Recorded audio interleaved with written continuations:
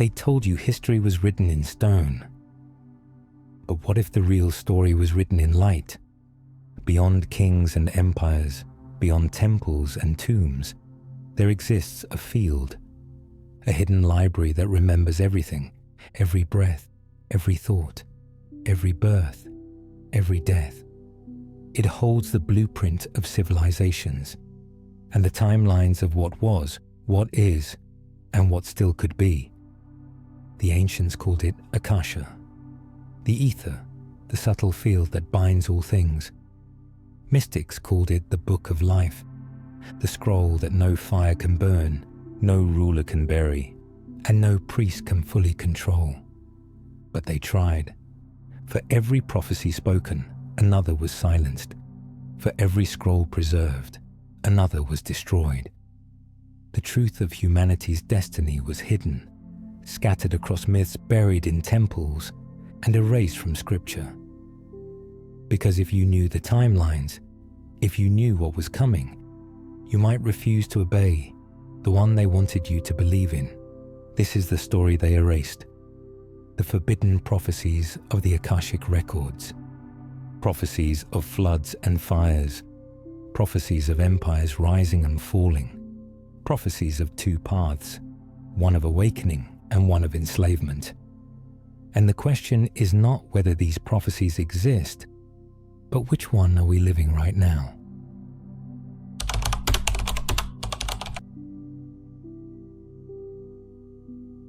Beneath the surface of ordinary life, beyond the shifting noise of history, mystics have spoken of a hidden library that remembers everything, not carved in stone or inked on scrolls, but woven into the very fabric of existence. They called it the Akashic Records. The word Akasha in Sanskrit means ether, the subtle field beyond air, fire, water, and earth, the fifth element that binds all others. It is the invisible canvas upon which every action, every thought, every destiny leaves its imprint.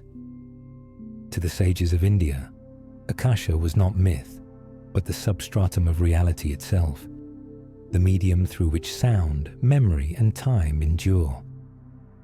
In the theosophical tradition of the 19th century, Helena Blavatsky and later Rudolf Steiner described the records as a cosmic archive, an eternal memory that can be accessed by trained perception. Edgar Cayce, the American mystic known as the Sleeping Prophet, spoke of entering trance states where he read directly from this library. To him, it contained the stories of every soul across every lifetime.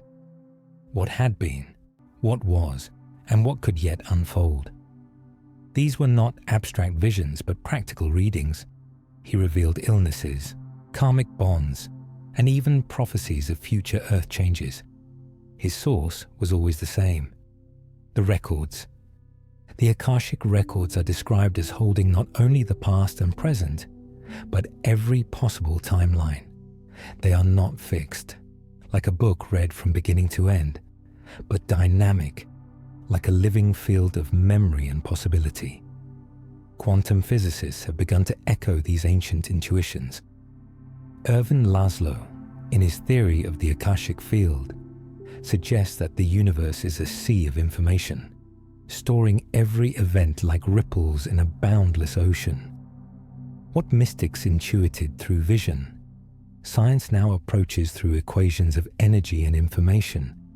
And yet, access to this hidden library is not given freely. Traditions insist it requires purity of intent, discipline of mind, and alignment of spirit. The unprepared may see fragments, distorted by their own fears and desires. The prepared see clarity, like windows opening through time. In this way, the records are not merely passive archives, but a mirror of the seeker. They reveal what one is ready to bear. Imagine then a memory that cannot be destroyed. Temples may fall, texts may burn, dynasties may rise and collapse, but the Akashic Records endure. They are the eternal witness, the keeper of truths that rulers tried to erase, the secret library of humanity and of the soul. and within them lie prophecies not yet fulfilled, prophecies erased from scripture, but never from the field of time. For the records forget nothing, and if they can be read, they can also be remembered. Time, as we experience it, feels like a river. It flows forward, carrying us from birth to death, from one moment to the next. But within the Akashic Records, time does not flow in one direction. It stretches, branches, and folds upon itself like a tapestry woven of infinite threads. Every action, every choice, every possibility is etched into this field. The past remains alive, the present vibrates with countless potentials, and the future is not a single path, but a constellation of outcomes waiting to be chosen. Mystics who entered this field described it as walking through halls of light, where timelines shimmered like corridors branching endlessly. Edgar Cayce spoke of how the records contained the Book of Life, a ledger in which not only deeds but even intentions were recorded. To him, the future was not fixed. It was shaped by human will, a living equation of cause and effect, karma and choice. The records revealed probabilities, the paths most likely to manifest, but always with the reminder, destiny is alive and it responds to the soul's decisions. Modern physics has begun to mirror this vision. Quantum mechanics suggests that particles exist in states of probability until observed. The many worlds interpretation goes further, proposing that all possible outcomes of an event exist simultaneously in branching universes. In this light, the Akashic Records are not fantasy, but a spiritual language for what science now dares to imagine. That every possibility is real somewhere, and all of it is stored within the deep structure of reality. This view of time challenges the very foundations of history. If the records contain every past, then no truth can ever truly be lost. If they hold every possible future, then prophecy is not a rigid fate, but a window into potentials. Prophets across ages, whether Vedic rishis, Hebrew seers, or shamans of indigenous tribes, were not fortune tellers in the crude sense, but readers of the field. They glimpsed threads of what might be, and their warnings or promises were invitations for humanity to choose. Imagine standing before a tapestry where millions of threads cross, each glowing with a different destiny. Some threads lead to collapse, others to awakening. Some fade, others blaze. The Akashic Records are this tapestry. They do not dictate which path will unfold, but they preserve them all. And in this truth lies both the burden and the power of humanity. We are not bound to a single fate. We are weavers of timelines, and every choice adds another stitch to eternity's design. Long before the word Akashic was spoken in the West, the sages of ancient India were already describing a reality beyond the elements. In the Vedic tradition, the universe was composed of 5 great elements: earth, water, fire, air, and a 5th that was less tangible, more mysterious. This 5th was Akasha, often translated as ether, the subtle essence that permeates everything. While earth provided form, water provided flow, fire transformation, and air movement, Akasha was the vast container, the boundless field within which all the others played. It was described as space, but not empty space. It was living presence, the invisible memory of existence itself. In Sanskrit texts like the Upanishads, Akasha is called the foundation of sound. All vibration moves through it, and since sound was seen as the first manifestation of creation, Akasha was considered the primal field. The Chandogya Upanishad describes Akasha as that in which all things arise and into which all things return. This was not mere philosophy.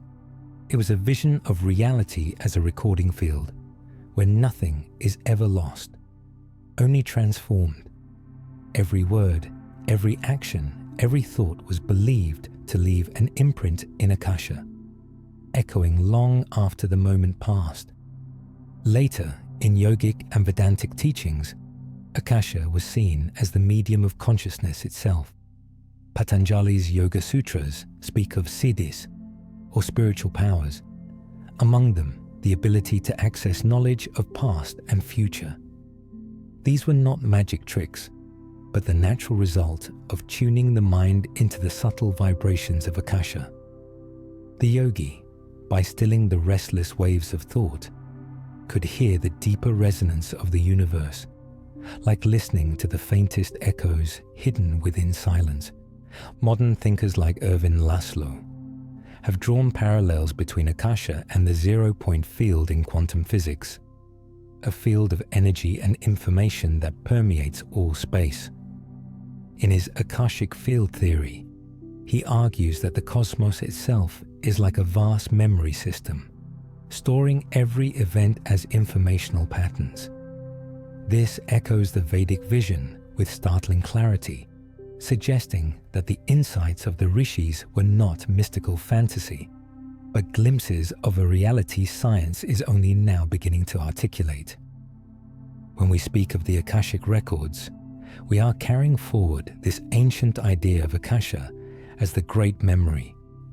It is not a book resting in some distant heaven, but the living field that surrounds us in every moment.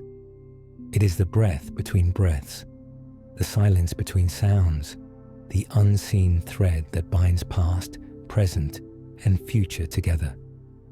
And for the Vedic sages, it was not hidden. It was the most fundamental truth of all. Across the ancient world, long before the term Akashic Records was spoken, mystics and sages described the hidden archive that preserved the destiny of every soul. In Mesopotamia, priests of Sumer spoke of the tablets of destiny, divine records said to govern the order of heaven and earth. Whoever held them, myths declared, held the power to shape reality itself. In Egypt, priests recorded that Thoth, the god of wisdom, inscribed every action and every thought into the book of the dead, where the soul would be judged against the weight of truth. These were not just metaphors. They were echoes of a belief that somewhere beyond the visible world, there existed a scroll of eternity, written in a language beyond human ink. In the Hebrew tradition, the idea of a book of life emerges, a record in which names were inscribed, marking the righteous for remembrance. In the Psalms and the book of Revelation, this book appears as an eternal ledger, opened at the end of days. To the mystics of Kabbalah, this was not merely divine bookkeeping. It was the cosmic script of creation itself. Every act left a trace in the higher worlds, woven into the unfolding design of the Sephirot, the tree of life. The Greeks, too, hinted at this hidden library. The philosopher Plato spoke of the world soul, a realm of perfect forms in which every idea and archetype existed eternally. Later, Neoplatonists described a memory of the cosmos, an eternal record into which the soul could gaze through contemplation. The Stoics imagined the Logos, the divine reason that ordered the universe, and believed all things followed its script. Each culture, through its own lens, gestured toward the same truth, that there exists a place where all is remembered, all is recorded, and nothing is lost. Christian mystics later carried this vision into their theology. In the visions of Hildegard of Bingen, the cosmos was a luminous book, unfolding its pages as revelation. Islamic Sufis spoke of the Law al-Mahfuz, the preserved tablet upon which God inscribed the fate of all beings. To them, destiny was written in advance, yet could be glimpsed through spiritual unveiling. What unites these traditions is not their dogma, but their imagery. Scrolls, tablets, books, all metaphors pointing to something beyond parchment or stone. They were descriptions of the same truth seen across cultures, that there exists an eternal record, a cosmic memory, a library of life itself. For those with vision, these scrolls could be read, and in their lines lay not only the past, but the futures yet to come. The Akashic Records are often described as open to all, yet every tradition insists they are not easily entered. Access is guarded, filtered, sometimes fiercely protected. In esoteric teachings, there are beings whose role is to watch over this cosmic library, ensuring that its truths are not misused, distorted, or revealed before their time. These guardians appear in many guises across cultures, yet their essence is the same. Keepers of memory who allow entry only to those prepared in heart and spirit. In ancient Egypt, it was said that Thoth, the scribe of the gods, presided over the records of every soul. He was both recorder and judge, weighing the truth of a heart against the feather of Ma'at. Only those pure in intent could pass his test, for the Book of the Dead was not simply a list of deeds, but a mirror of the soul itself. In the Vedic tradition, the Chitragupta served a similar role, recording the karma of each being, guarding the scrolls of destiny. To approach these records without purification was to be overwhelmed by the weight of one's own actions. Mystical traditions later spoke of the lords of the Akashic Records, beings of light said to oversee the great library. Theosophical writings described them as a council who governed access, allowing seekers to glimpse only what they were ready to integrate. Modern mystics echo this. Many who claim to read the records describe encountering presences that guide them, sometimes gently, sometimes with stern refusal.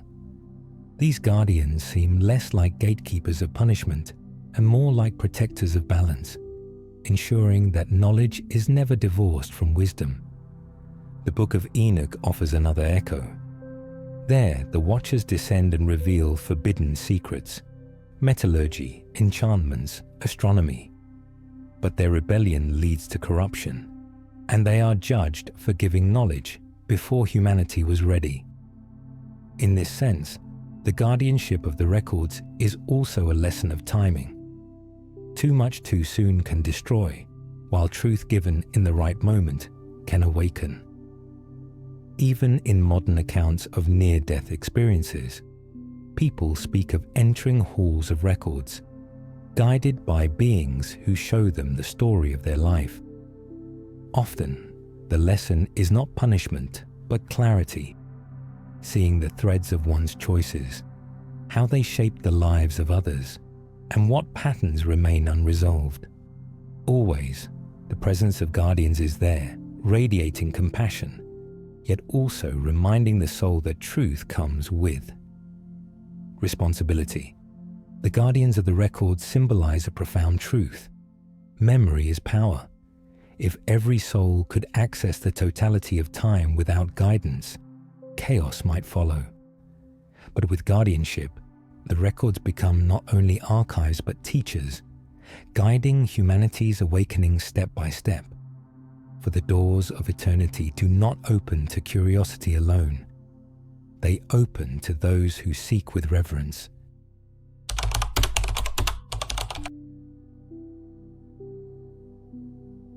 Legends tell us that Atlantis was not merely a lost island, but a civilization of extraordinary wisdom and technology.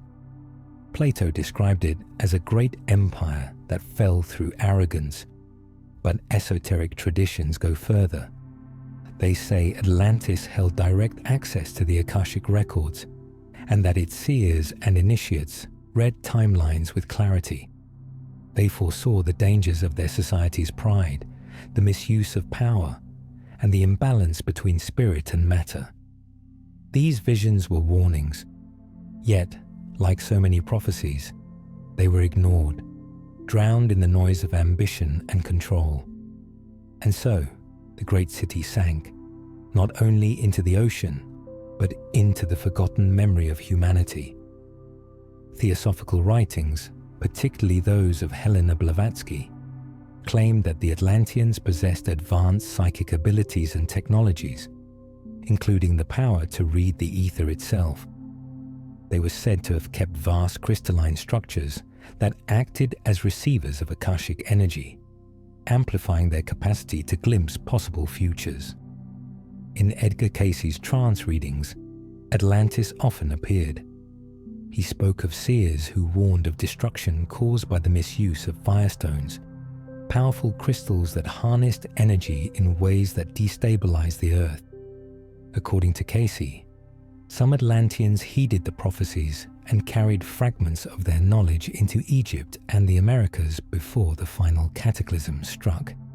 The pattern echoes across myth. Cultures that trace their ancestry to survivors of Atlantis often carry legends of floods, exodus, and sacred knowledge preserved through temples or oral tradition.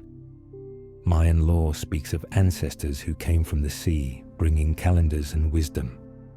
Egyptian priesthoods preserved star knowledge that Cayce linked directly to Atlantean migrants.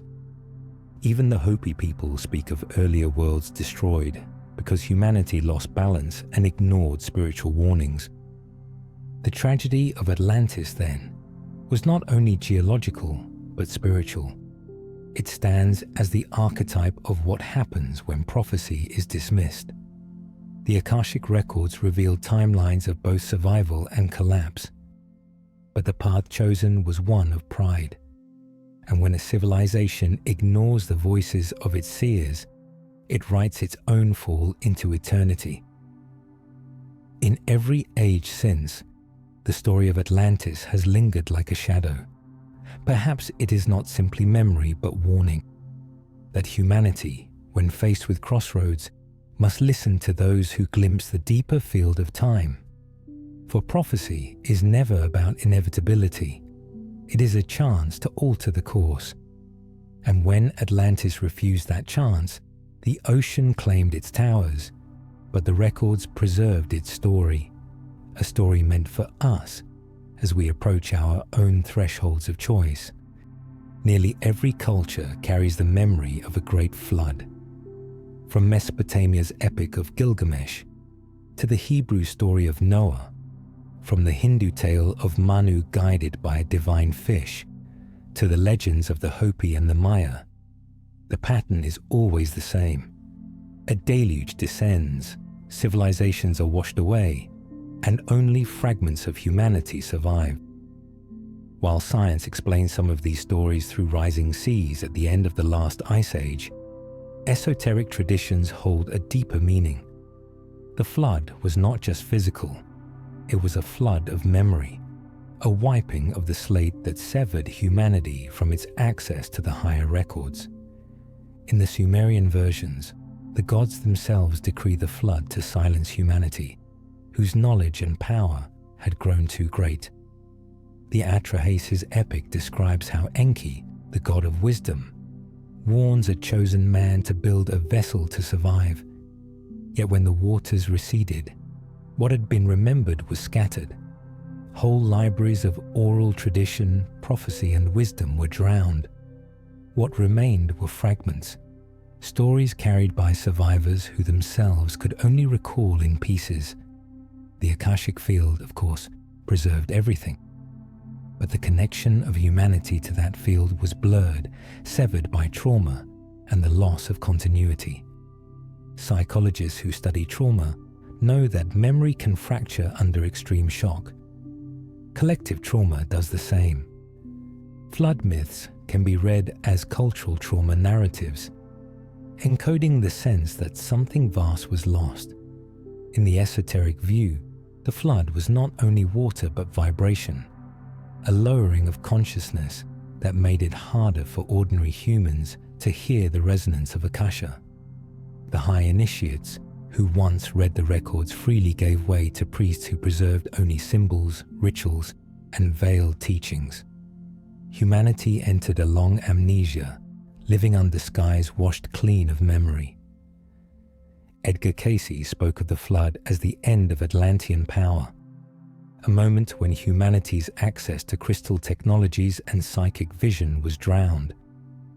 Survivors scattered, carrying seeds of knowledge into Egypt, India, and the Americas. But without the collective framework, prophecy became localized, fragmented. No longer did entire civilizations live in conscious awareness of the records. Instead, glimpses survived in myths, in temples aligned with stars, in sacred stories that hinted at the great library beyond time. The flood, then, was not only an ending, it was the great forgetting. Humanity would need to rebuild its connection slowly, through mystics, prophets, and seekers. The Akashic Records never closed, but the door grew heavier, harder to open, and the memory of that loss still lingers in us. A sense that something vast slipped away, something we once knew but cannot quite recall. Throughout history, there have always been voices who claimed to see beyond the veil of ordinary time. They were not mere poets or dreamers, but prophets who stood in fire. Visionaries who glimpsed futures of judgment, destruction, and renewal. Their words were often feared, suppressed, or rewritten, because they spoke not only of what was to come, but of what rulers sought to hide. Among them stand Zoroaster and Enoch, two figures separated by cultures, yet bound by the same thread: access to the eternal records, where timelines of destiny shimmered like flames. Zoroaster, the ancient Persian prophet, founded one of the world's earliest monotheistic traditions, Zoroastrianism. At its heart was a cosmic struggle between truth and falsehood, light and darkness. In the Avesta, Zoroaster described visions of fire, not only as physical flame, but as divine illumination that revealed the hidden order of time. He spoke of a final renovation, the Frashokareti, when the world would be purified by fire and humanity transformed into immortal beings. His prophecy was not a prediction of inevitable doom, but a vision of choice, the righteous aligning with the light to usher in renewal, or falling with the forces of chaos into destruction. In this dual path, we hear the echoes of Akashic teaching. The future is a field of possibilities, shaped by collective will. Enoch, from the Hebrew tradition, also claimed a vision of hidden realities. In the apocryphal Book of Enoch, he is taken up into the heavens by angelic guides, shown the courses of the stars, and given prophecies of floods, fallen angels, and final judgment. Enoch's visions are striking because they do not confine themselves to one age. They describe cycles, repeating patterns of rebellion and catastrophe. His prophecies mirror the Mesopotamian tablets, where divine beings meddle in human affairs, where destruction comes when balance is broken, and where renewal arises after collapse. Enoch becomes a witness to the records, writing down what he sees on heavenly tablets. His role is that of the scribe of eternity, much like the Egyptian Thoth or the Sumerian Nisaba. Both Zoroaster and Enoch frame prophecy not as fatalism, but as warning. Their fiery visions revealed timelines humanity could choose. One path led to destruction through corruption and ignorance. Another led to awakening and alignment with divine law. Their words remind us that prophecy is not about inevitability, it is about responsibility. The fire they carried was illumination, a glimpse into the Akashic field, where humanity's choices blaze into outcomes. These prophets of fire remind us that every age has seers who see further than most, who hear the crackle of futures waiting to be born. And though their words were often buried or dismissed, the records they glimpsed still burn.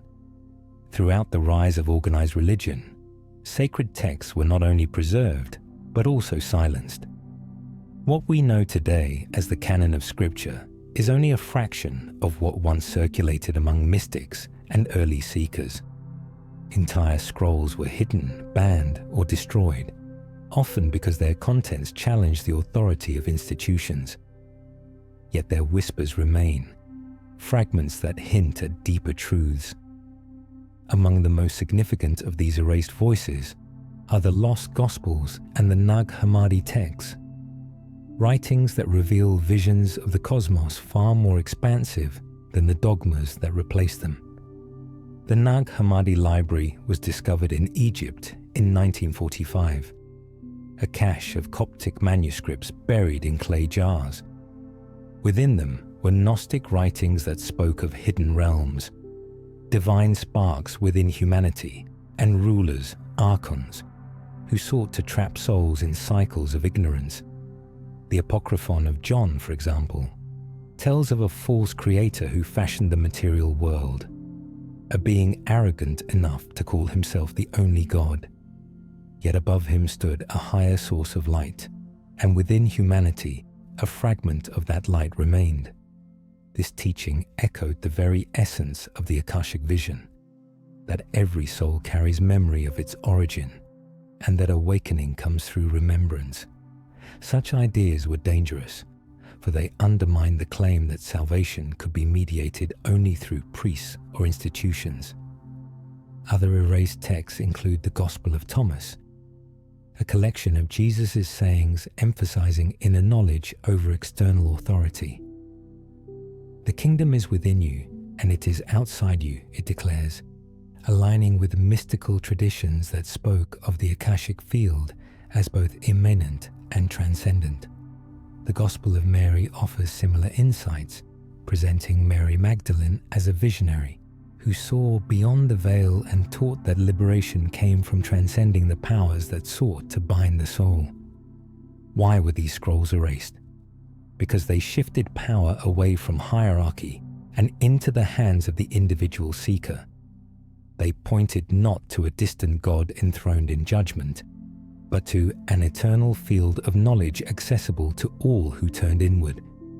They suggested that humanity was not helpless clay, but divine memory embodied, capable of breaking cycles of control. To preserve their authority, early councils declared such writings heretical, banning them from the canon and condemning their readers. Yet the records forget nothing. The scrolls that were buried have returned, uncovered at the precise moment when humanity seeks again to remember.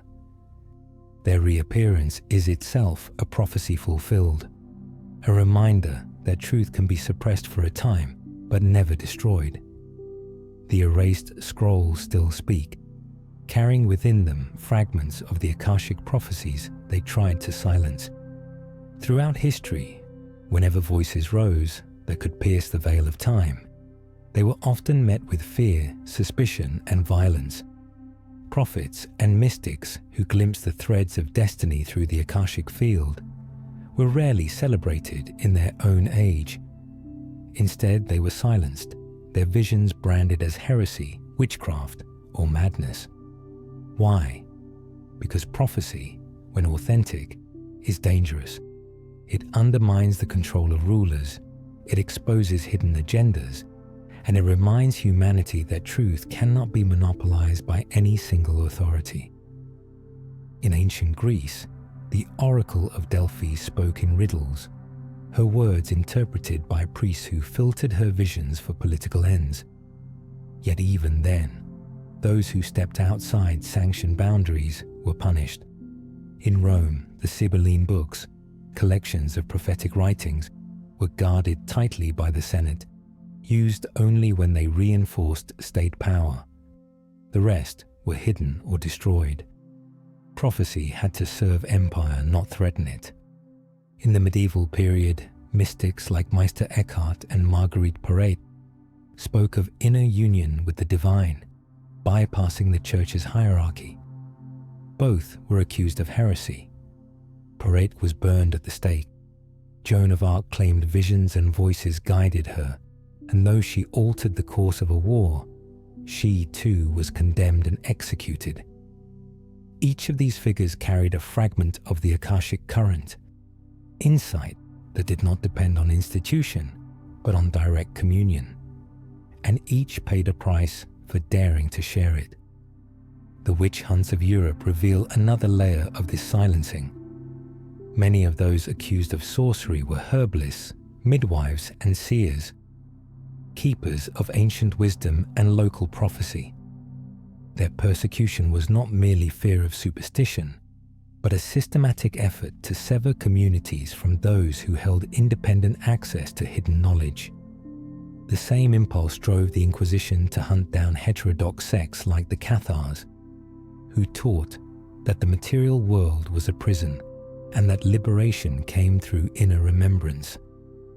Even in the modern age, seers who stepped too far outside the accepted narrative were ridiculed, discredited, or quietly erased from history. The message was clear. Prophecy belongs only to the approved channels, controlled and filtered to maintain authority. And yet, despite every effort to silence them, the oracles persist. Their voices echo through the centuries, in fragments of text, in whispered traditions, in visions that resurface when humanity is ready to hear them again. The persecution of prophets reveals less about their supposed danger and more about the fear of those in power. For prophecy, when true, cannot be contained. It is the voice of the records breaking through, and no cage of fire or silence has ever stopped it for long.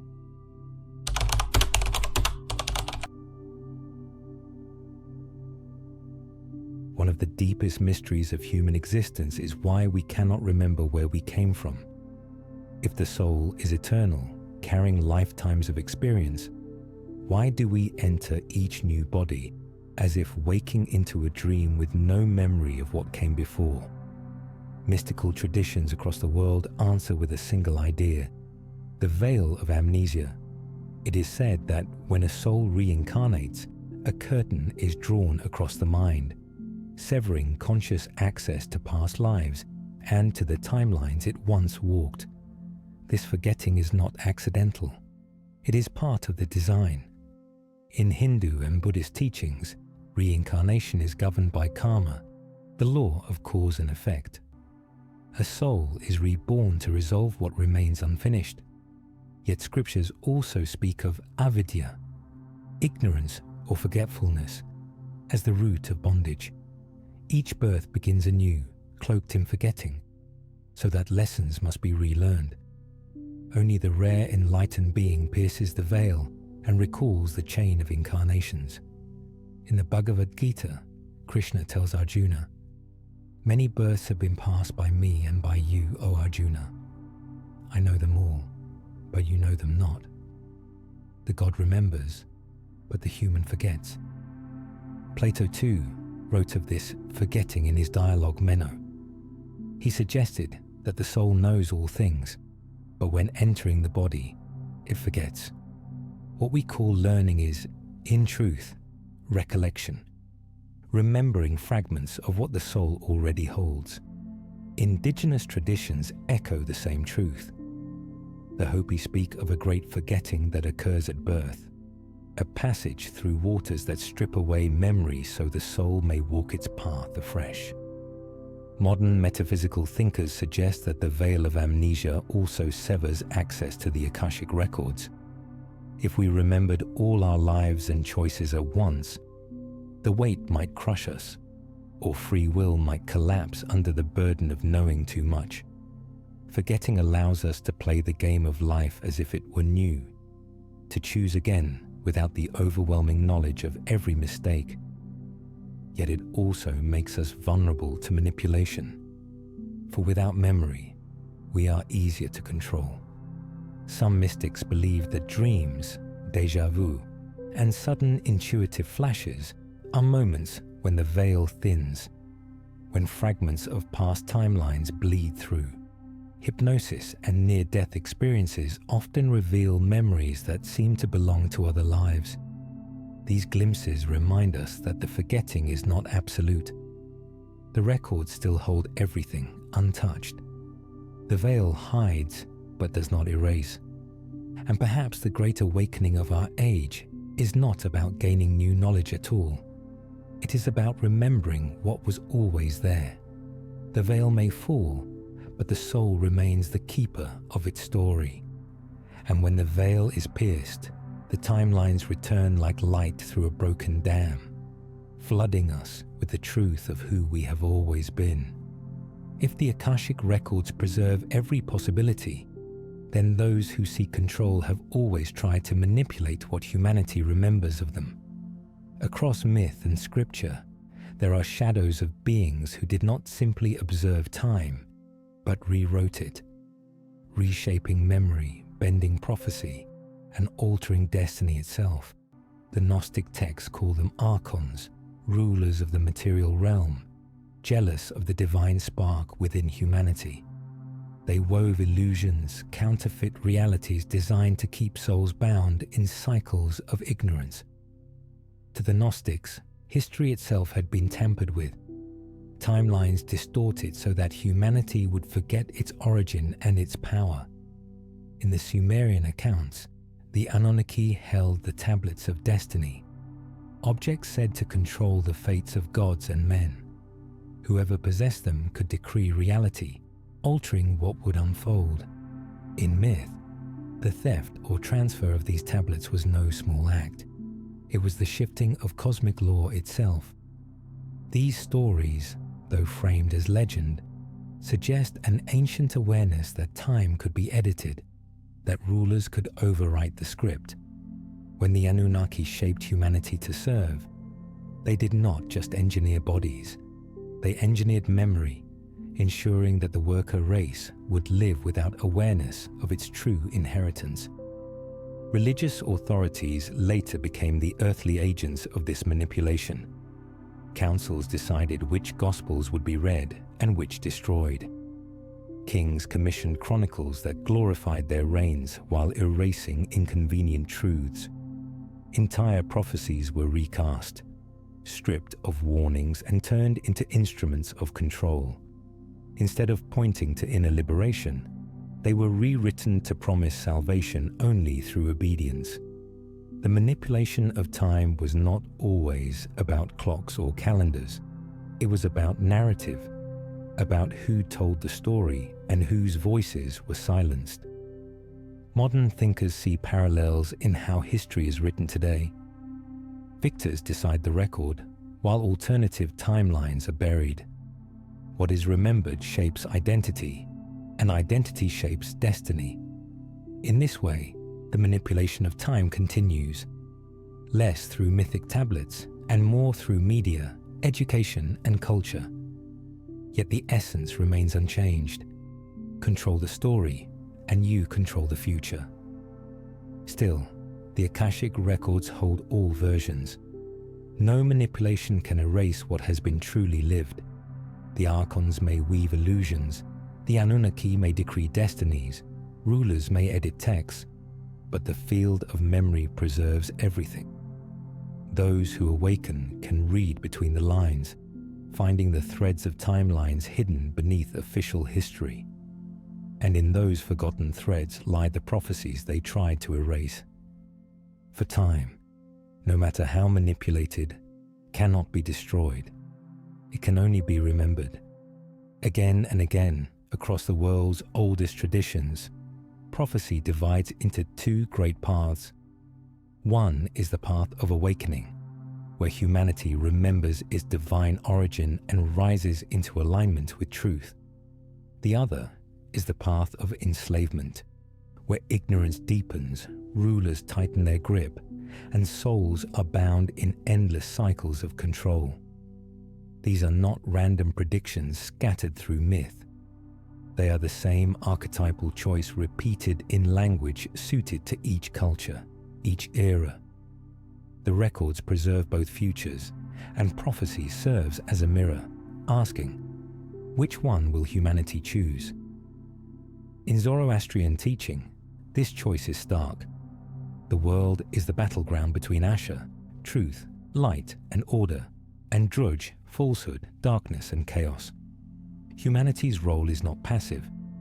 every thought, word, and action tilts the balance.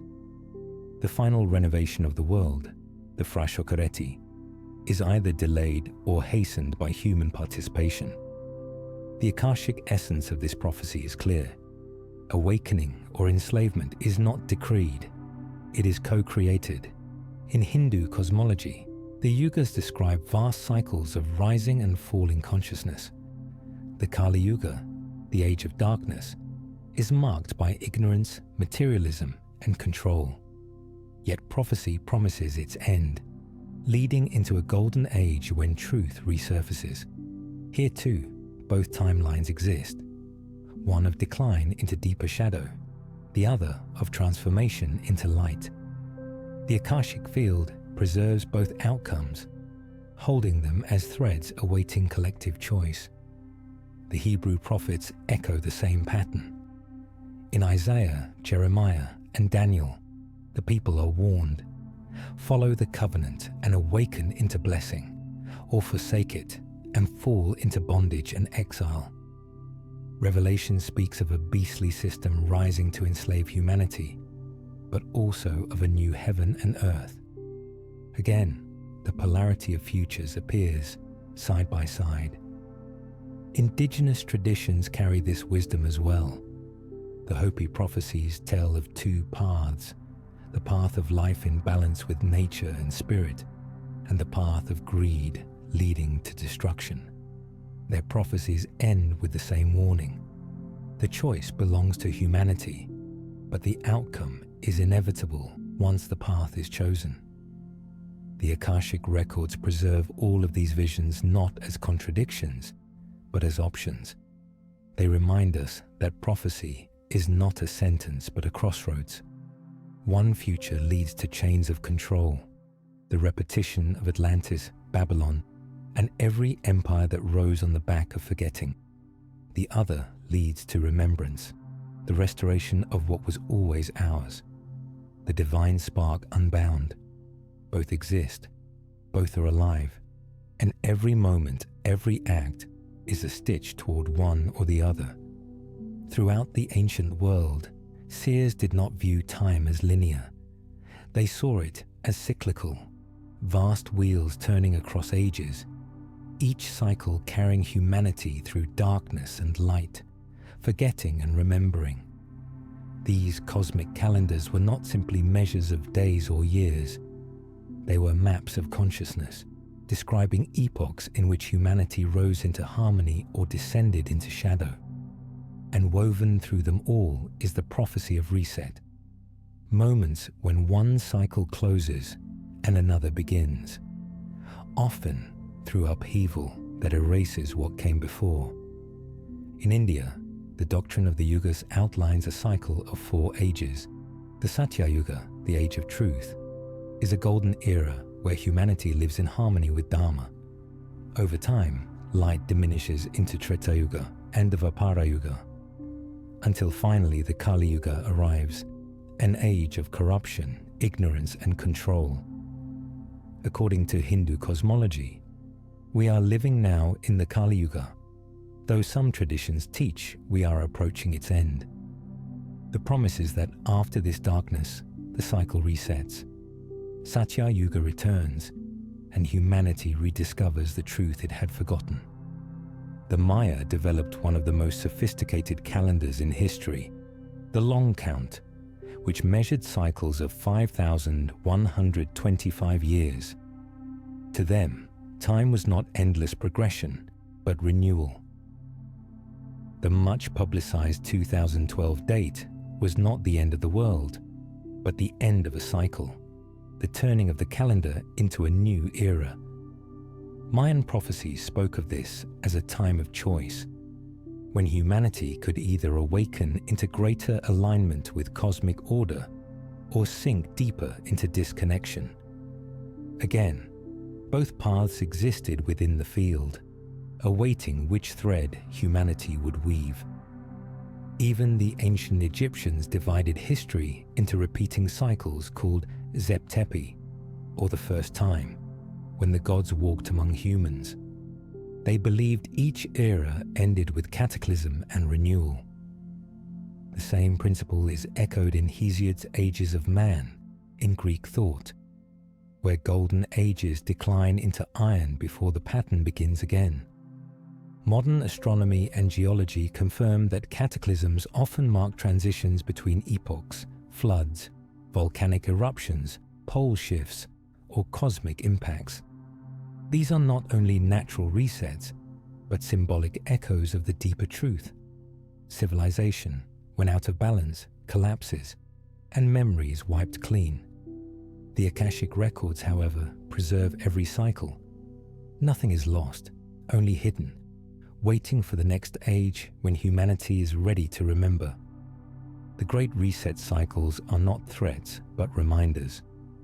Prophecy speaks of them so that when endings come, we will recognize them not as punishments, but as turning points. And perhaps, unlike Atlantis or Babylon, we will not ignore the signs this time. Across cultures and centuries, one prophecy repeats with uncanny persistence: the promise of return. Civilizations separated by oceans and millennia speak of gods, sages, and saviors who departed with the vow that they would come back when the world reached its hour of greatest need. This mythic pattern is not confined to one religion or geography. It is embedded in the human story itself, like an echo carried in the Akashic field, reminding us that endings are never final and that divine guidance is never truly absent. In Christianity, the prophecy is embodied in the second coming of Christ. The Gospels speak of his return at the end of the age, when the world will be judged and renewed. This vision is not unique to the West. In Hinduism, the Vishnu avatar Kalki is prophesied to appear at the end of Kali Yuga, wielding a blazing sword to destroy ignorance and restore truth. In Buddhism, it is the coming of Maitreya, the future Buddha, who will arise after the Dharma has been forgotten to teach compassion once more. Each tradition describes the same pattern: cycles of decline that culminate in the arrival of a figure who restores balance. Among the Hopi, prophecies tell of the return of the blue star Kachina, a celestial sign that heralds the purification of the world. In Mesoamerican traditions, Quetzalcoatl, the feathered serpent deity, was believed to return one day, a prophecy that shaped even the arrival of the Spanish in the 16th century. Norse mythology carries the vision of Ragnarok, the twilight of the gods, followed by their rebirth in a renewed world. What unites these stories is not literal detail, but archetypal rhythm. The records seem to hold the memory of cycles, and within each cycle, a moment comes when humanity can no longer continue on its own. At that threshold, a teacher, a guide, or a divine presence returns, not to impose salvation, but to awaken remembrance. The prophecy of return is ultimately the prophecy of memory. The being who comes back is less important than what they represent. The truth that has always been with us, waiting for us to listen. Some mystics suggest these returns are not singular events, but recurring moments of awakening within each soul. The Christ returns in the heart that opens to love. The Buddha returns in the mind that awakens to clarity. The prophecy is fulfilled not only on the stage of history, but within the intimate theatre of human consciousness. For the promise of return is not only about someone coming to us, it is about us returning to ourselves.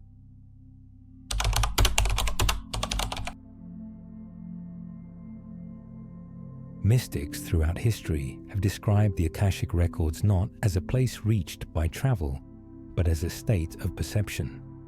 The library of eternity, they said, is entered through the inner worlds, the subtle realms of consciousness we now call the astral. In dreams, in visions, and in moments of profound stillness, seekers claim to slip beyond the physical senses into fields where memory flows like rivers of light. There, they said, the Akasha could be glimpsed, not as words written in books, but as living impressions, vibrations, and luminous forms that reveal themselves to the soul. In Hindu and Buddhist traditions, yogis practiced deep meditation to still the mind until it mirrored the subtle ether. The Yoga Sutras of Patanjali describe how through samadhi, the highest state of concentration, the practitioner gains access to hidden knowledge of past and future. Tibetan lamas spoke of entering the clear light, where visions unfolded that were not hallucinations, but encounters with the deeper architecture of time. Shamans across indigenous cultures entered trance through drumming, fasting, or sacred plants, describing journeys where they met ancestral spirits and saw the patterns of destiny woven in luminous threads. Edgar Cayce, often called the sleeping prophet, entered trance states where he claimed to access the records directly. His descriptions resonate with ancient testimony. The records appeared to him as a hall of light, where he could read the soul histories of individuals, their karmic ties, and the probabilities of their futures. Cayce was careful to stress that he did not see fixed destinies, but pathways, threads that could be altered by choice. The records, as he described them, are not prophecy etched in stone, but a dynamic field alive with possibility. Modern researchers exploring altered states echo these patterns. Hypnotic regression often brings subjects into experiences that resemble Akashic encounters. Vivid, lifelike memories of past existences, lessons perceived beyond the rational mind. Near-death experiences likewise report a life review, where one's actions are seen not just from the self's perspective, but from the viewpoint of all those affected. These are consistent with the idea of the Akasha as a mirror that reflects all interactions, recorded beyond judgment, simply as truth. The astral plane, then, functions as a threshold. Through it, the records are approached. They are not accessed by demand, but by resonance, not through force, but alignment. The mystics insist the key is purity of intent. Knowledge sought for power distorts the vision, but knowledge sought for truth opens the doors. In the stillness of altered states, the soul remembers its access, and what is found there is not new, it is recognition. It is the memory of memory itself. Edgar Cayce, often called the sleeping prophet, became one of the most famous modern witnesses to the Akashic Records. Born in Kentucky in 1877, he was a simple man with little formal education. Yet when he entered a trance-like state of self-induced sleep, he spoke with extraordinary clarity about medicine, past lives, and even the future of civilization. When asked where this knowledge came from, his answer was consistent. He read from the records, the book of life where every thought, every act, every soul's journey was preserved. Cayce's readings were astonishing in scope. For individuals, he described not only their current ailments and personalities, but the karmic threads connecting them to other lifetimes. He would explain that a disease might stem from an unresolved action in Egypt or Greece, and that healing required both physical remedies and spiritual correction. His medical diagnoses, many later confirmed by physicians, lent credibility to his claims that the Akashic field was not myth, but reality. Yet what drew even more attention were his prophecies. Cayce warned of earth changes, shifts in climate, earthquakes, and rising seas. He spoke of Atlantis, saying its records were hidden beneath the sands of Egypt and beneath the waters near Bimini in the Caribbean. He predicted that portions of this lost knowledge would resurface, coinciding with humanity's awakening into a new age of consciousness. He foresaw a shift around the turn of the 21st century, describing it as the dawn of a new era in which the vibrations of the earth would accelerate. forcing humanity to choose between destruction and transformation. What made Casey unique was not simply the detail of his visions, but his insistence that the future was fluid. He emphasized that prophecies were probabilities, not certainties. Human will and collective action could alter the timeline. This aligns precisely with ancient teachings about the Akashic Records, that they do not dictate destiny, but reveal possibilities. In his words, mind is the builder. Our choices, individually and collectively, weave the thread that becomes lived reality. Skeptics dismissed Casey, yet many of his readings inspired deep study. Scholars and seekers continue to examine the uncanny accuracy of his medical advice and the resonance of his prophecies with modern events. More importantly, his life demonstrated that access to the records was not limited to sages in faraway temples. A humble man from Kentucky could touch the eternal library. His vision was proof that the Akashic field is not legend, but living memory, waiting for those who dare to look within. In the snowy peaks of the Himalayas, Tibetan mystics preserved visions of a hidden kingdom called Shambhala. To outsiders, it has often been mistaken for a myth, a paradise of imagination. Yet, in the Tibetan Buddhist tradition, Shambhala is not a fantasy. It is a realm of higher vibration, a spiritual kingdom woven into the fabric of both time and prophecy. The Kalachakra Tantra, one of the most esoteric teachings of Buddhism, describes Shambhala as a place where the wheel of time is guarded, where the pure teachings are preserved, even as the outer world falls into decay. There, sages and rulers keep the knowledge of cycles, waiting for the moment when humanity is ready to awaken. Prophecy speaks of Shambhala rising in the final days of the Age of Darkness, when corruption, war, and ignorance dominate the earth. The hidden kingdom will emerge. A great battle is described, not of armies alone, but of forces of consciousness, truth against delusion, compassion against domination. The final king of Shambhala, known as Rudra Chakrin, is prophesied to lead humanity into a golden era after this confrontation, initiating an age of peace and spiritual remembrance. This prophecy, embedded in the Kalachakra texts, mirrors the universal story. The world moves through cycles of decline and renewal, and hidden knowledge resurfaces when the time demands it.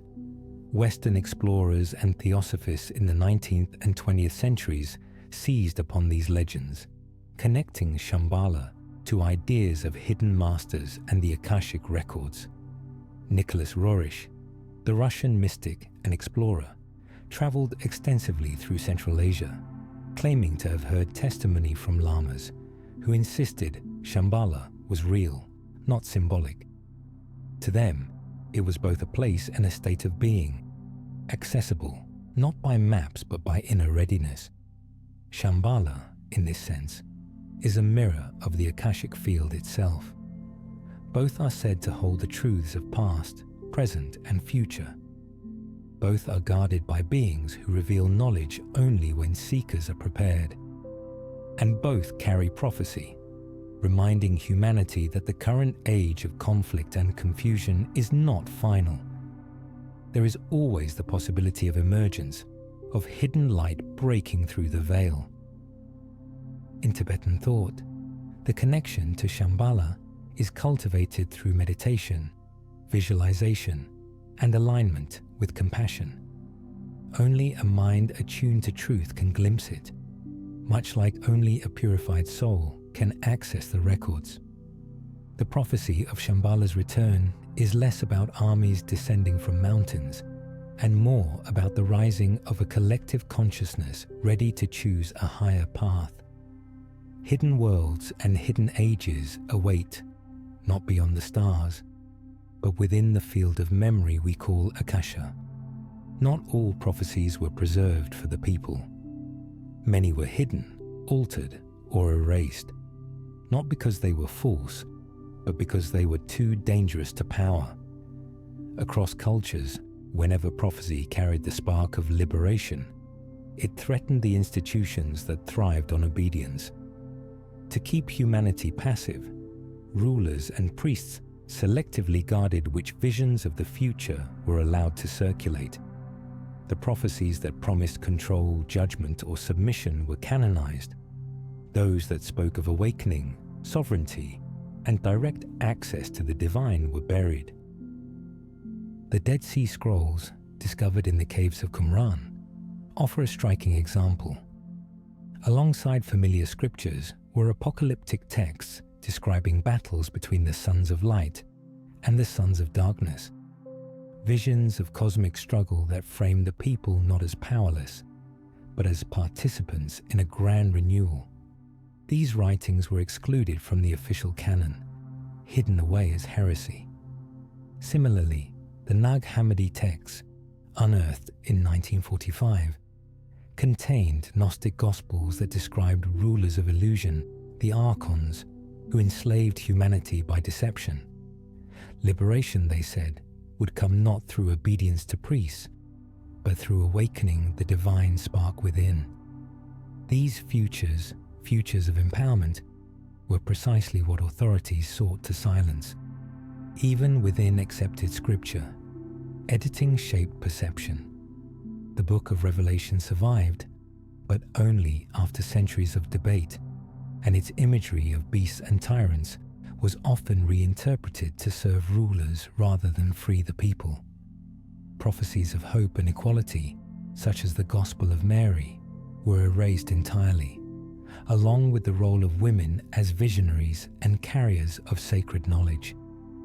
What was left was a narrowed horizon, where the only future offered was obedience to a system claiming divine authority. This pattern extends beyond religion. Ancient calendars and cosmic cycles were recast as superstition. Indigenous prophecies were dismissed as myth. Even modern prophetic voices, those warning of environmental collapse or technological enslavement, are often ridiculed or suppressed until their warnings can no longer be ignored. The effect is always the same: to convince humanity that the future is already decided, that resistance is futile, and that submission is the only path. Yet the Akashic Records preserve what was erased. Prophecies of freedom remain alive within the field, waiting for those who listen with the inner ear. The forbidden futures whisper that humanity was never meant to be passive. We were meant to choose, to co-create, to remember that destiny is not dictated by rulers or priests, but by the spark within. What was erased from parchment can never be erased from eternity.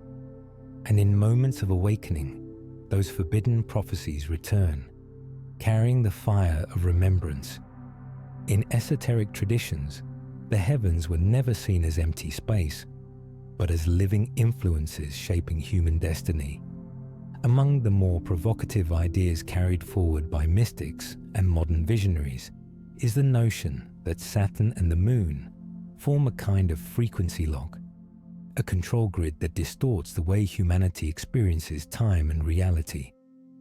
Though it sounds strange, echoes of this teaching appear across cultures, suggesting that cycles of memory and prophecy are filtered through cosmic forces that bend what we can perceive. Saturn has always been the planet of limitation. In Roman myth, he is the devourer of time, Kronos, the god who eats his children. In astrology, Saturn governs restriction, order, and karmic lessons.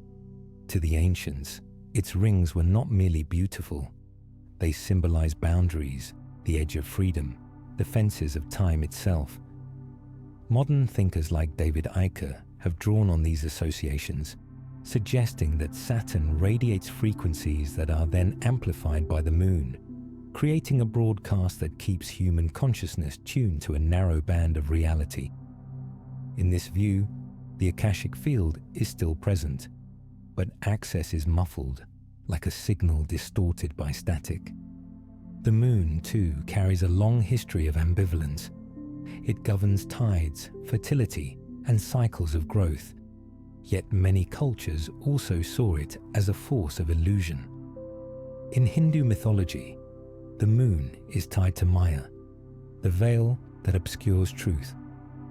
Gnostic writings speak of lunar beings associated with deception and control. If the Akashic Records represent the pure field of memory, the moon's reflection is seen by some as a distortion, a mirror that bends and conceals rather than reveals. Science, in its own way, affirms part of this mystery. Both Saturn and the moon influence resonance fields. Saturn's immense magnetic energy ripples through the solar system, while the moon's gravitational pull shapes the rhythms of the Earth and even human biology. We live inside their fields, whether we recognize it or not. The mystical teaching is that these forces can be hijacked, turning natural cycles into mechanisms of control. If true, then the timelines we perceive are not the only ones available. Humanity might be living inside a broadcast, a curated version of reality that narrows our awareness of the infinite. Prophecy then becomes an act of breaking the lock, tuning beyond the imposed frequency to glimpse what lies outside. The Saturn-Moon system is not absolute. It is a filter, and the awakening of humanity may lie in realizing that the filter can be bypassed, that the true records are beyond distortion, waiting to be seen with unclouded vision.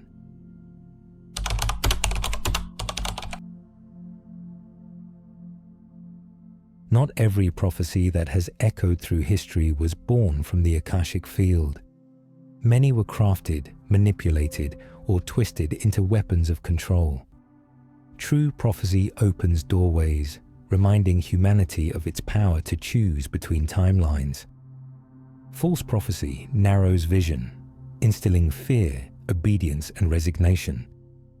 And while authentic visions arise from the records, distorted predictions are often engineered by institutions or rulers who know that belief shapes reality. By convincing people to expect doom, subjugation, or salvation only through authority, false prophets can bind the collective imagination. The Hebrew Bible itself preserves traces of this conflict. Jeremiah railed against false prophets, who promised peace when destruction was coming, or who spoke in the name of God while serving kings. In the New Testament, Jesus warned that many would claim to speak of the end but would deceive, leading people astray. The Gnostics took this further, teaching that the archons themselves inspired counterfeit visions to keep humanity in fear. In the Apocryphon of John, prophecy is described not only as divine revelation, but as contested ground, where rulers of illusion plant false futures to cloud the truth. History shows how such manipulation works. Medieval Europe was filled with apocalyptic predictions that kept peasants docile, convinced that their suffering was part of God's plan. Priests often recast famines, plagues, or wars as proof of divine punishment, ensuring obedience rather than rebellion. In more recent centuries, false prophecies of the end times have been tied to specific dates, each failure leaving believers disillusioned, yet reinforcing the narrative that humans are powerless and the future is already sealed.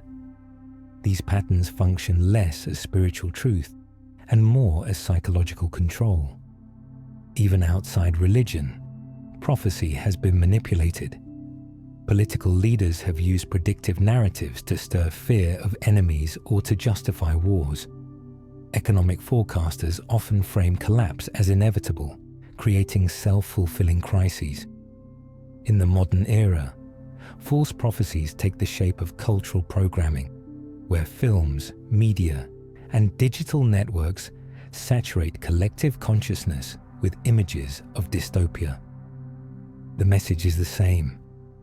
The future is hopeless, resistance is pointless, surrender is inevitable. But false prophecy carries a flaw. it lacks the resonance of the records.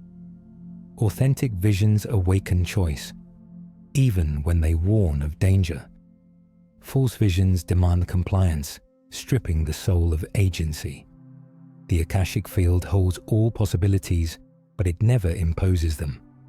Prophecy is a mirror, not a cage. When fear dominates, when timelines are painted only in shadows, one can suspect distortion. For true prophecy, no matter how dire, always carries the reminder that humanity can choose differently, and that choice is the power the manipulators most fear. Throughout the cycles of prophecy, one vision has always whispered beneath the surface: the coming of a new age, an awakening so profound it would shatter the chains of forgetting. In astrology, this is known as the Age of Aquarius, an era said to emerge when the vernal equinox shifts into the constellation of the Water Bearer. To astronomers, it is a slow procession of the equinoxes, a cycle of nearly 26,000 years. To mystics, it is the turning of the great cosmic wheel, an epical shift in consciousness that has been foreseen in records both ancient and hidden. The essence of the Aquarian prophecy is liberation. Unlike the rigid hierarchies of the Piscean age, marked by dogma, secrecy, and control, Aquarius carries the vibration of knowledge shared, water poured out for all. The water bearer does not hoard, but distributes. This symbolism aligns with countless traditions. In the Dead Sea Scrolls, the teacher of righteousness spoke of a future community bound not by law, but by spirit. In Vedic cycles, the Satya Yuga returns after darkness, when truth again becomes the foundation of life. Among the Hopi, prophecy speaks of the purification that will lead to a people united by harmony with the earth. Each culture, in its own language, points toward the same horizon, a time when the records themselves open more fully to humanity. Why then, if this prophecy is so widespread, has it been suppressed? Because an age of awakening threatens every system built on secrecy and control. Institutions thrive when access to truth is mediated, when priests, rulers, or elites stand as gatekeepers. The promise of Aquarius bypasses them all. It suggests that each soul may access the Akasha directly, that knowledge and power belong not to the few, but to the collective. Such a prophecy had to be hidden, ridiculed, or recast as fantasy, lest people realize that the future they await is already alive within them. The shift into Aquarius is not instant. It unfolds across generations, stirring turbulence as the old order resists. Wars, economic upheaval, cultural polarization. These are the birth pains of transition. Prophets throughout history glimpsed this turbulence and warned that humanity would be tested at the threshold. Would we cling to the dying structures of control, or pour out the waters of awakening freely? The records remind us that both timelines exist. The Aquarian age is not guaranteed. It is chosen. And perhaps that is why the prophecy was hidden, because its power lies in awakening agency, in reminding humanity that the future is not handed down from rulers or stars, but woven by the collective soul. Across the field of prophecy, one theme rises again and again: the sense that humanity is not moving along a single destiny, but caught in a battle between competing futures. Mystics describe it as a war of timelines, a conflict not fought with armies alone, but with narratives, frequencies, and collective imagination.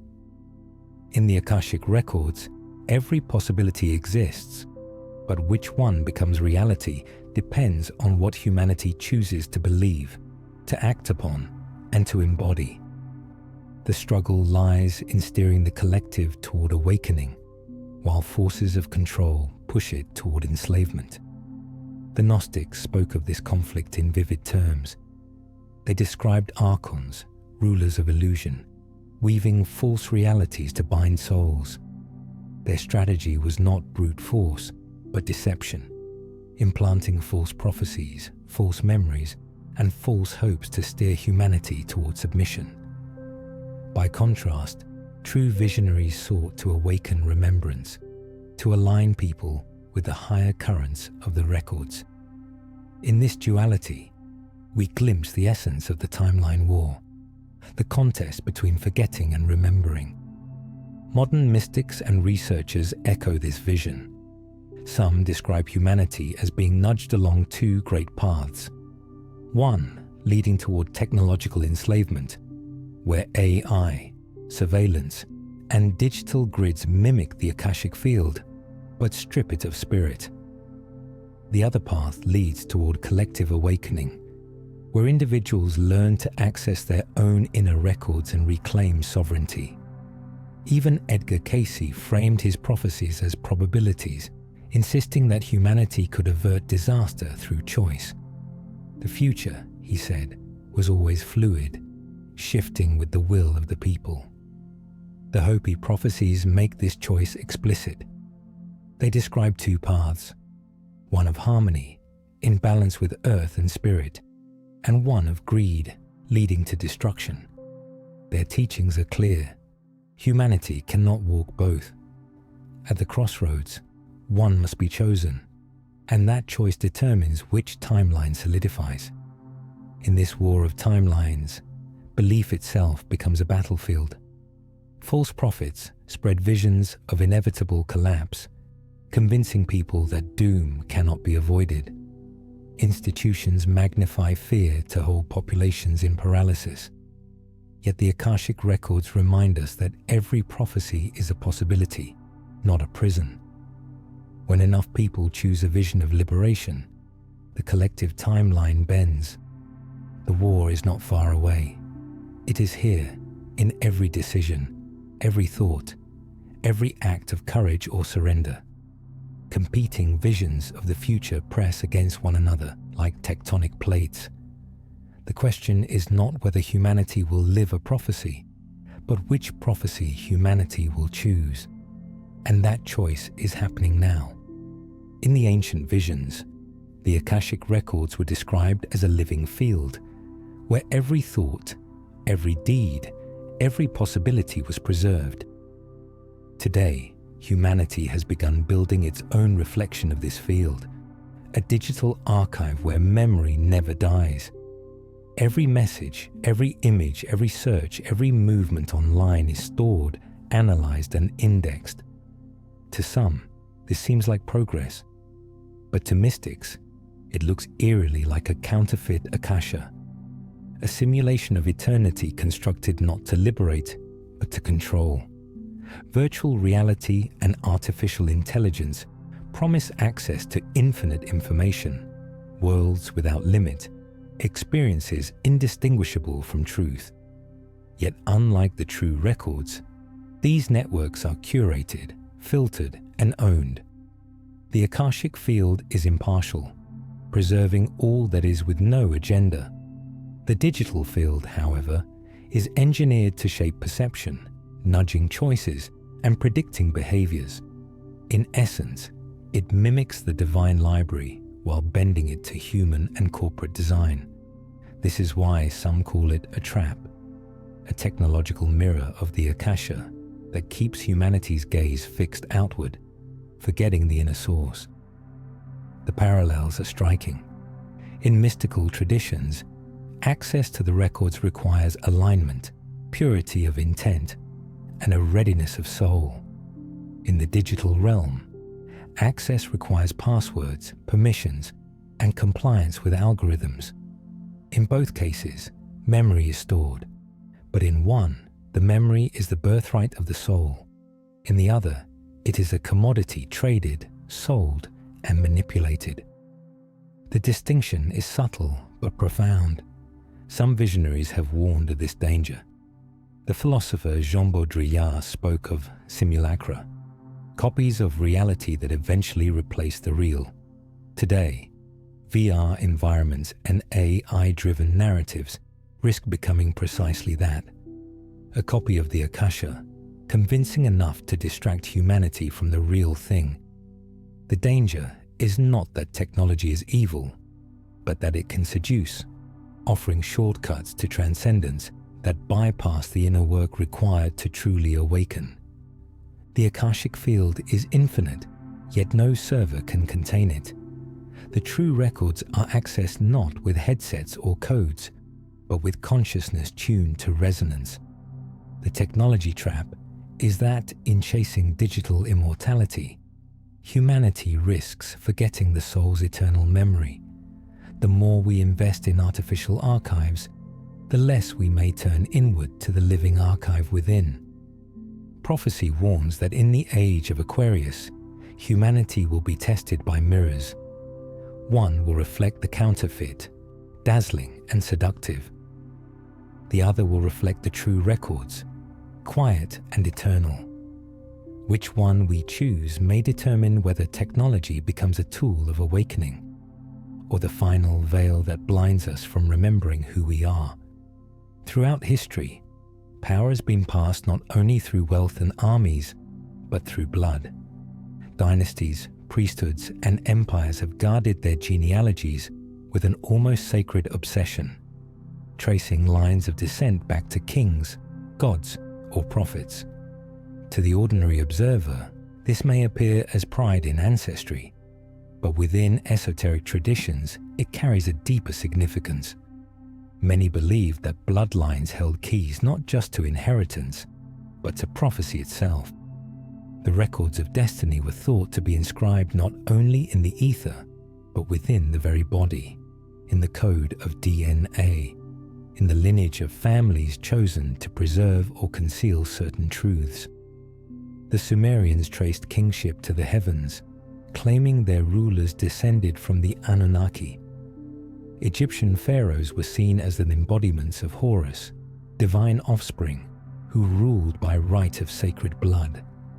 In medieval Europe, monarchs justified their authority as the divine right of kings, often claiming descent from biblical patriarchs. Even the priestly class of the Levites in Israel guarded their genealogy, ensuring only their lineage could serve in the temple.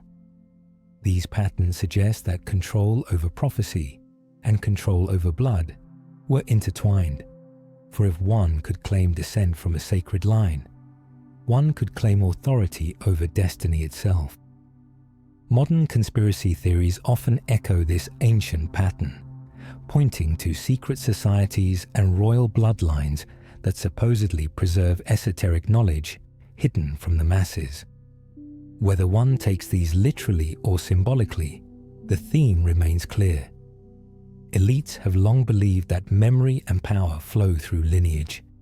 If the Akashic Records hold the timeline of all souls, then bloodlines were seen as access points, carriers of karmic patterns and ancient memory. Protecting those lines meant protecting prophecy. But there is a shadow to this. By centering prophecy within select families, humanity was convinced that destiny belonged to the few, not the many. The myth of divine blood created hierarchies that locked the masses out of their own inheritance. In truth, every human carries the code of the cosmos within. Our DNA itself is a living record, storing not only physical traits, but ancestral echoes that shape intuition and memory. The elites may guard their genealogies, but the Akashic field belongs to all. The bloodline code reveals both the brilliance and the distortion of prophecy. Yes, lineages carry memory. Yes, ancestry shapes destiny. But the deeper truth is that spirit transcends blood. Prophecy is not the property of kings or priests. It is the inheritance of every soul.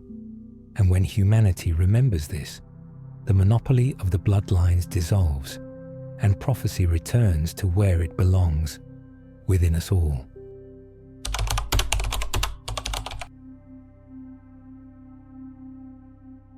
The mystics always taught that access to the Akashic Records does not require temples of stone, secret bloodlines, or even advanced technology. The door is closer than we think, hidden within the very fabric of our consciousness. They called it the inner key, the ability to unlock the records through meditation, dreams, and states of heightened awareness. This path is not reserved for prophets or sages alone. It is the birthright of every soul, though few have been trained to recognize it. Meditation has long been the primary tool. In the Yoga Sutras of Patanjali, it is written that through deep concentration and stillness, the mind becomes a mirror of the subtle field. When the waves of thought are calmed, the surface of consciousness reflects the Akasha clearly. Modern practitioners often describe profound insights that feel larger than imagination.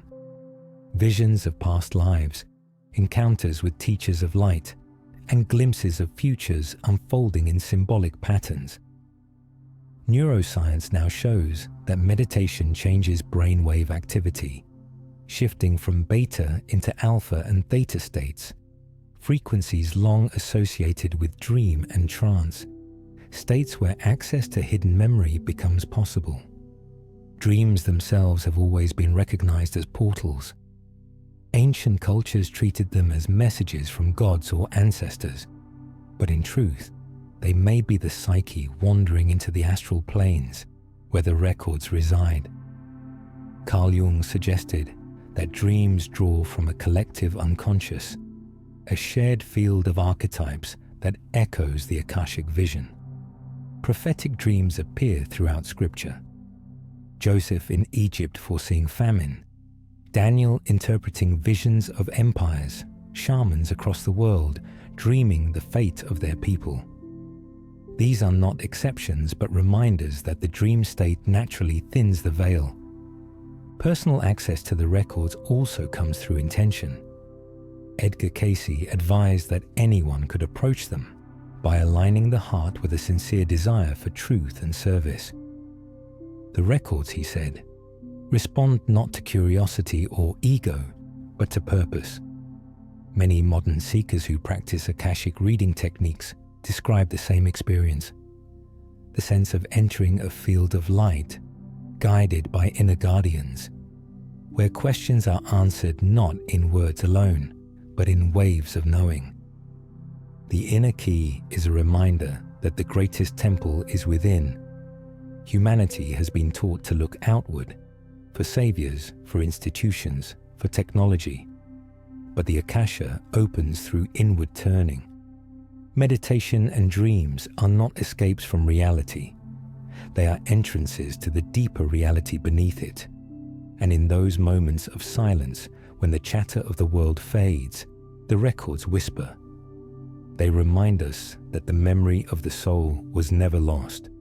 It only waits for us to listen. Every so often, reality flickers. You are walking down a street, and a stranger speaks the exact words you are thinking. You dream of a place you have never been, only to find yourself standing there years later. You meet someone new, and yet you feel you have known them forever. These are the cracks in the program, the moments when the veil of ordinary time splits open and something greater seeps through.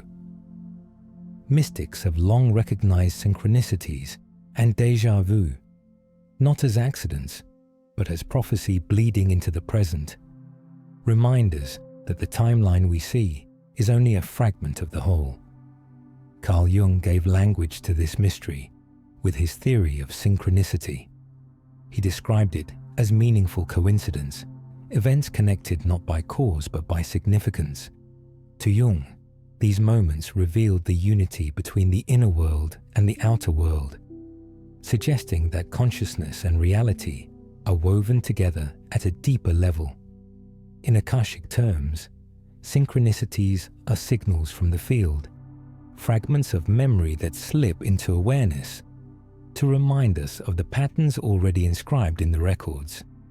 They are nudges calling us to pay attention, to recognize that life is not random, but guided by an invisible thread. Déjà vu carries a similar weight.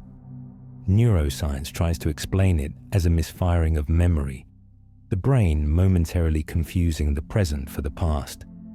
But mystical traditions interpret it differently. To them, déjà vu is the echo of other timelines, a moment when the soul brushes against the fact that it has been here before, either in past lives or in parallel possibilities recorded in the Akasha. When you feel you have lived a moment already, it may be because you have, somewhere in the vast web of time. Prophecy often emerges through these cracks. Many report that before major turning points in their lives, synchronicities multiply, numbers repeating, encounters that defy chance, dreams aligning with waking events. These phenomena act as markers, confirming that the records are active, guiding consciousness toward a choice point. What seems uncanny is actually natural. The Akasha whispering through the seams of time. The danger is to dismiss these cracks as meaningless or to overinflate them into superstition. Their true purpose is subtle. They awaken awareness. They remind us that reality is porous, that the program we call daily life is not the whole story. When synchronicities appear, when déjà vu chills the spine, it is the records reminding us you are walking inside a prophecy and the path ahead is already inscribed in light. What you do next determines how it will unfold. There is a teaching that runs through the deepest layers of prophecy. Humanity is not a passive passenger on the river of time. We are co-creators of the current itself. The Akashic Records may preserve every possibility, but which of those threads becomes reality is determined by the collective choices of humanity. Each thought, each act, each decision ripples outward, weaving itself into the great tapestry. This is the essence of collective awakening, the recognition that our shared consciousness births new timelines. Mystics have always hinted at this truth. The Buddha taught that the mind shapes reality, that what we dwell upon becomes the world we inhabit. In Hindu philosophy, the doctrine of Sankalpa, focused intention, explains how thought carries power to manifest outcomes. The Gnostics believed humanity's divine spark could rewrite the false structures imposed by the archons, restoring remembrance of the higher realms. In each of these traditions, prophecy is never absolute. It is possibility, shifting with the choices made by the many. Modern science is beginning to echo this ancient insight. Studies in quantum physics show that observation influences outcome, the so-called observer effect. Experiments with group meditation, such as the Maharishi effect, suggest that collective focus can measurably reduce crime or conflict in a region. While debated, these findings resonate with what seers have long said. Consciousness is not isolated, it is shared, and when harmonized, it bends reality. The records reveal not just individual karma, but collective karma, the patterns entire civilizations generate. Atlantis, Babylon, Rome, each carried trajectories that could have led to renewal, but instead fell into collapse. Their prophecies were warnings, and when ignored, the destructive threads crystallized. Humanity now stands again at such a threshold. Our age is filled with apocalyptic visions, but also with promises of golden dawns. Both are alive within the Akashic field. The deciding factor is us. The collective awakening is not a single moment, but a gradual realization spreading soul to soul. It begins when individuals remember their connection to the records, then grows as communities align with truth, compassion, and vision. At critical mass, the thread of awakening strengthens enough to shift the whole tapestry. A new timeline emerges, not imposed by gods or rulers, but chosen by humanity itself. This is the secret the controllers fear most, that the future is not theirs to decree, it is ours to create.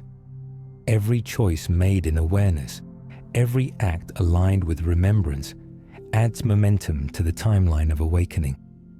And as more awaken, the records themselves light up with the prophecy of a future humanity finally writes for itself. Through centuries of suppression, through burned libraries, silenced prophets, and erased scrolls, one truth has endured. The Akashic Records cannot be destroyed. They are not bound to clay tablets or papyrus, not locked within cathedrals or hidden in vaults. They are alive in the very fabric of existence, and more than that, they are alive within us. Every soul carries the records, because the soul itself is the living page upon which eternity is written. No power, no empire, no deception can erase what is etched into the essence of being. The Gnostics taught that within every person resides a divine spark, a shard of the greater source. That spark holds memory of origins, of journeys, of destinies yet to unfold. In Hindu philosophy, this is Atman, the eternal self, inseparable from Brahman, the universal reality. The Akashic field may stretch across the cosmos, but it is also mirrored in the soul. To look inward with sincerity is to open the most direct access to the eternal library. This is why sages insisted on meditation, prayer, and inner vision. The door is not out there, it is here, in the quiet of one's own being. Attempts to erase the records, whether through burning Alexandria's library, suppressing the Gnostic Gospels, or mocking mystics who spoke of visions, were always doomed to fail. At best, they obscured memory for a time, delaying awakening. But the truth resurfaces because the records are not external files waiting to be found. They breathe within every heartbeat, within every déjà vu, within the stirrings of intuition that whisper, "You have been here before." Edgar Cayce often reminded seekers that the records are not fixed. They reflect who we are becoming. And because they are bound to the soul, every choice updates them, every moment adds new inscriptions. This is the paradox of the Akasha. It is both memory and creation. It remembers all that has been, but it also grows as we grow. The story of the records is the story of us. The closing revelation is simple yet radical. The Akashic Records cannot be erased because they are not separate from us. They are the memory of the universe expressing itself through the memory of the soul. Even if every book was destroyed, every temple buried, every prophecy silenced, the records would remain intact, waiting to be remembered in the silence of the heart. For what is written in the soul is eternal. And when humanity remembers this, no power on earth or in heaven will ever be able to hide it again. All prophecy, no matter how ancient or mysterious, ultimately converges on this truth. The future is not a script carved into stone. It is a living field of possibilities, and which one becomes reality depends on the choices we make now. The Akashic Records contain every thread: golden ages of harmony, dark ages of enslavement, timelines of collapse, and timelines of renewal. They are all there, alive in the fabric of time. But the records do not dictate, they reveal. They place before humanity a mirror asking, which vision will you choose to bring forth? In every age, seers have warned of crossroads. The Hopi spoke of two paths, one of destruction, one of balance. Zoroastrian texts describe the final renovation of the world, where humanity decides whether truth or falsehood prevails. Christian prophecy envisions both tribulation and a new heaven and earth. The Vedic cycles promise the end of Kali Yuga, but whether we enter Satya Yuga swiftly or stumble through deeper darkness depends on how we respond. These voices, though separated by continents, point to the same threshold. Humanity is not a passive spectator. We are the deciding force. The age of Aquarius, long hidden in astrological prophecy, emphasizes awakening, collective vision, and freedom from control. Yet this promise is not inevitable. It requires participation.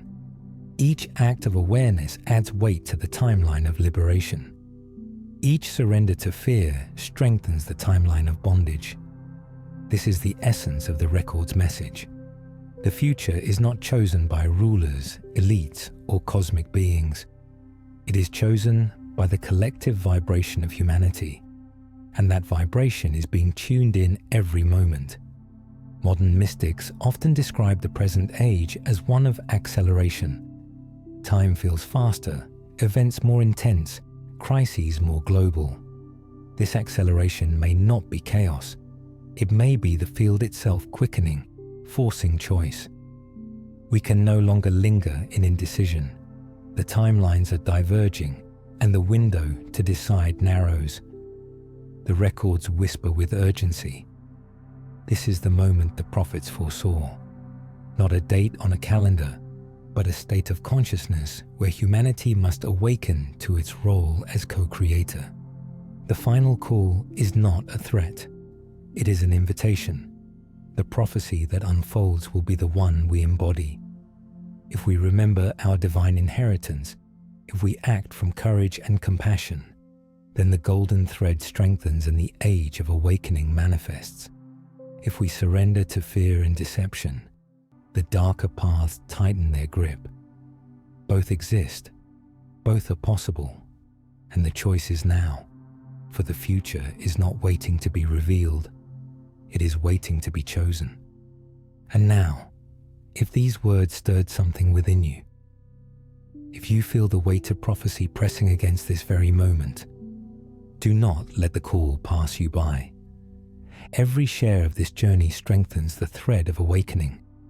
Every comment adds your voice to the chorus of remembrance. Every like, every subscription, every act of engagement weaves us deeper into the golden path the records still hold for us. So I invite you. Watch our other voyages, explore the truths they tried to bury, and join us as we uncover what was erased but never forgotten. Because the more we awaken together, the more the future bends toward light. This is not just a channel, it is a community of seekers, of dreamers, of souls remembering. Your presence here is not an accident, it is part of the prophecy unfolding. Welcome to the hidden voyage. Welcome home, soul whisper and soul creator. The hidden voyage.